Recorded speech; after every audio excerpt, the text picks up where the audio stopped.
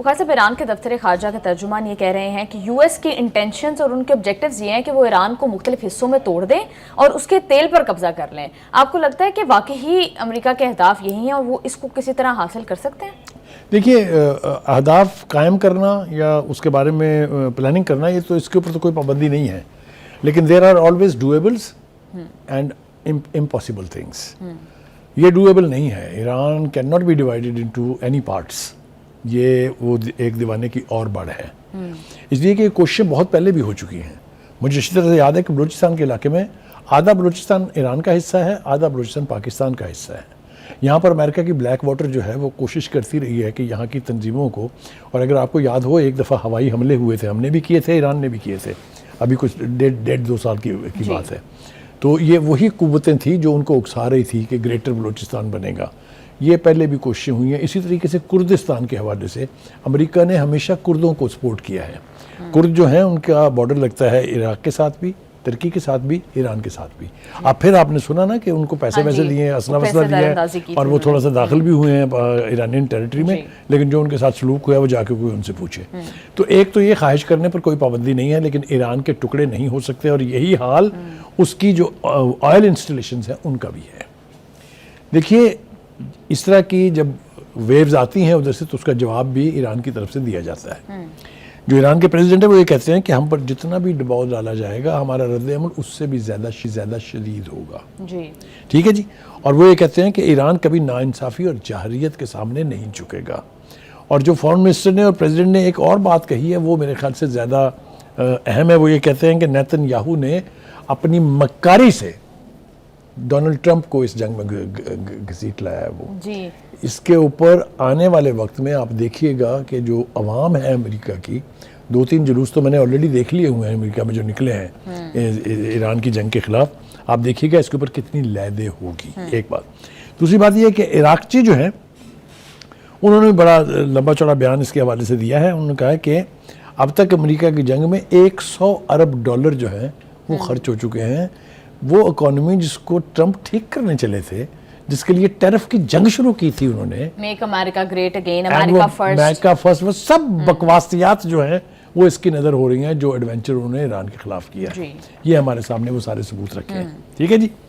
उसके बाद जी नेतन्याहू साहब जो हैं वो भी अपने बिल से निकल आए हैं अचानक, और वो फरमा रहे हैं जी कि ईरानी हुकूमत के खात्मे का मुनज़्ज़म मंसूबा मौजूद है। भाई कर लिया ना आपने इम्प्लीमेंट, और कौन सा आपने फिक्स डिपॉजिट में रखा हुआ है कोई मंसूबा? वो ऐसे तो ये बात नहीं कर रहे होंगे। पॉसिबली क्या ऑप्शन मजीद नेतन्याहू जिसकी तरफ इशारा कर रहे हैं? नेतन्याहू के लिए अब बचत मुमकिन इसलिए नहीं है कि अभी तक चूंकि वहाँ पर मीडिया पर पाबंदी है, क्योंकि तबाही की लाशों की तस्वीरें दिखाने पर पाबंदी है अमेरिका की तरह से। आपको मैं ईमानदारी से कहूं अगर, तो जो भी इमेजेस अब तक कहीं ना कहीं से निकले हैं, आपके लिए गजा में और इस तल अवीव में पहचान करनी मुश्किल हो जाएगी। ये हाल किया है ईरानियन मिसाइल्स ने उनका जी। बिल्कुल बुखार साहब, और शायद अमेरिका और इसराइल गजा वाला मॉडल ही ईरान में भी इम्प्लीमेंट करने की कोशिश कर रहे हैं। जिस तरह से वहाँ पर बमबारी की जा रही है, उनके ऑयल डिपोज को हिट किया जा रहा है, जिसकी वजह से बुखार साहब एनवायरमेंटल इफेक्ट्स भी आएंगे। और देखिए, जंग के तो आफ्टर मैथ्स बहुत सारे होते हैं। जितना बारूद इस्तेमाल हो चुका है, गोला बारूद इस वक्त ईरान में 5000 टन तो आज से 3 दिन पहले था जो बम बरसाए उन्होंने जी। मगर क्या वो बम और क्या वो धुआं, क्या वो असरात ईरान की कौम का अज़्म तोड़ सके? जवाब है नहीं। बिल्कुल। तो ये आफ्टर मैच तो होते हैं। War is not an easy game. When you are in war, तो ये आपको उसके ऊपर अपने ऊपर इफेक्ट भी बर्दाश्त करने पड़ते हैं, दुश्मन की तबाही के लिए अपना नुकसान भी उठाना पड़ता है।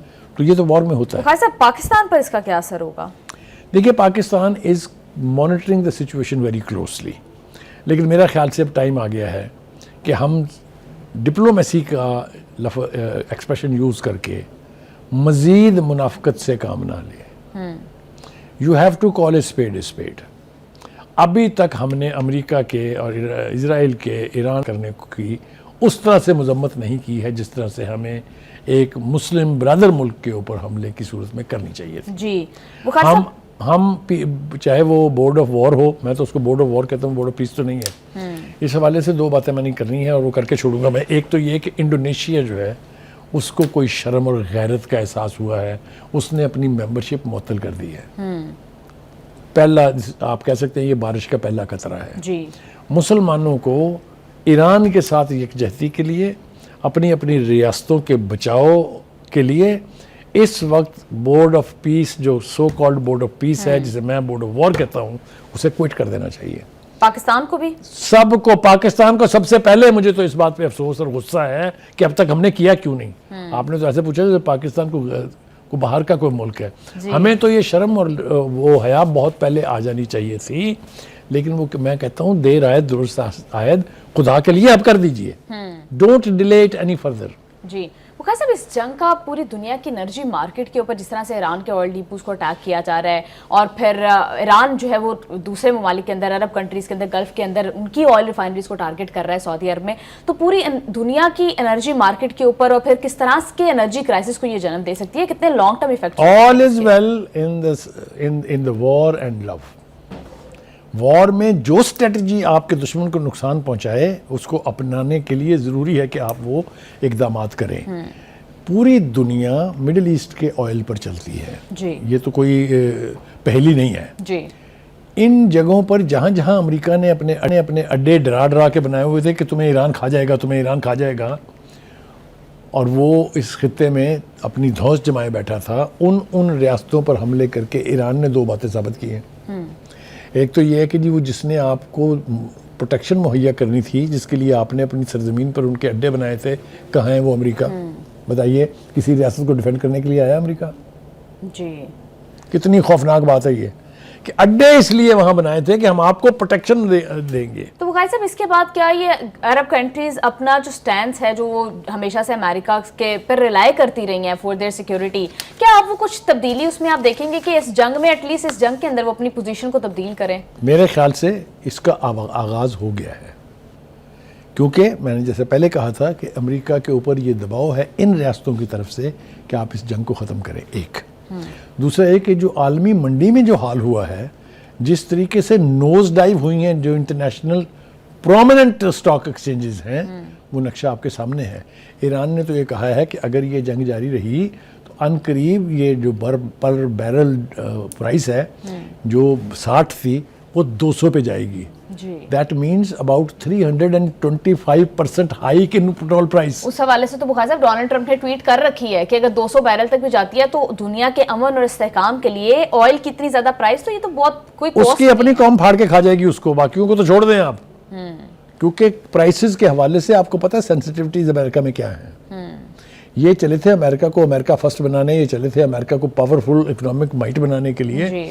जो कुछ ये कर बैठे हैं, इसका अभी इन्होंने हिसाब देना है अपनी कौम को। एक दूसरी बात यह है कि स्टेट ऑफ हॉर्मस बंद है। कुछ नहीं, वैसे तो 40% ट्रेड जाती है यहाँ से दुनिया की, लेकिन 20% डिक्लाइन तो है। बाकी अब थोड़ा सा सॉफ्ट किया है ईरान ने अपना स्टांस के, सिवाय इजरायली और अमेरिकन जहाज़ों के बाकी सबको जाने की इजाज़त है, लेकिन नोबडी विल गो, क्योंकि कोई पता नहीं किस तरफ से मिसाइल आएगा। सो हजारों की तादाद में कंटेनर शिप्स जो हैं वो पार्क हुए हैं दूर हरमज से। बुखारी साहब, आज 11वां दिन है जंग का, अभी तक भी अमेरिका स्ट्रेट ऑफ हॉर्मुज को नहीं खुलवा सका है, जबकि डोनाल्ड ट्रंप ने बड़े दावे किए थे दूसरे तीसरे दिन कि हम तो अपनी शिप्स के साथ नेवी भेजेंगे और खुलवा लेंगे, लेकिन अभी तक कुछ नहीं हुआ। तो अमेरिका की मिलिट्री माइट के ऊपर कितना बड़ा सवालिया निशान है। पासदारान के चीफ का बयान नहीं सुना उसने कहा अगर ट्रंप नाम लेके ट्रंप और नेतन्याहू आप में जुर्रत है तो एक जहाज और एक ऑयल का कतरा यहां से गुजार के दिखाए। जी। इसको भी 3 दिन हो गए जी। तो कहने का मतलब ये है कि इस वक्त जो सूरत हाल है उसके नज़दीक उसके तहत वहाँ ऑयल की प्राइसेस और ज़्यादा सोर होंगी और ज़्यादा वर्ल्ड इकॉनमी जो है वो सफ़र करेगी। इसीलिए मैं कह रहा हूँ कि ये वो प्रेशर्स होंगे, एक जो ट्रंप के ख़िलाफ़ आवाज़ें उसके अपने मुल्क में उड़ रही हैं, जो इंटरनेशनल इकॉनमी की वर्सन सूरत से हाल हो रही है, जो महाजों के ऊपर उनको शर्मनाक डिफीट हो रही है, उस सब के तहत America will have to go for ceasefire. ये मेरी बात याद रखें। बिल्कुल, इस सब का बोझ डोनाल्ड ट्रंप के कंधों पर होगा।